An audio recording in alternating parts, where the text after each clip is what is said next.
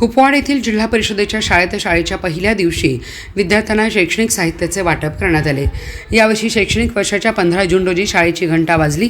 विद्यार्थ्यांचे स्वागत करून शाळेची सजावट करण्यात आली होती। शाळा सुरू होण्याआधी पालक मेळावा पार पडला। तत्पूर्वी सावित्रीबाई फुले यांच्या प्रतिमेचे पूजन करण्यात आले।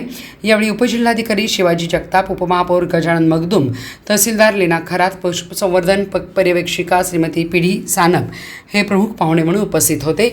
शाळा मेळाव्यात शाळा समितीचे सदस्य, शिक्षक, पालक उपस्थित होते। मान्यवरांच्या हस्ते विद्यार्थ्यांना गणवेश, पाठ्यपुस्तक, पुष्पगुच्छ देऊन स्वागत करण्यात आले। शाळा क्रमांक 1च्या मुख्याध्यापिका रंजना शिंदे, शाळा क्रमांक 2चे मुख्याध्यापक प्रदीप गळतगे, संगनमती गौंडाजे, अभिजित परीट उपस्थित होते। या सर्वांनी शाळा पूर्वतयारीचा आढावा घेतला।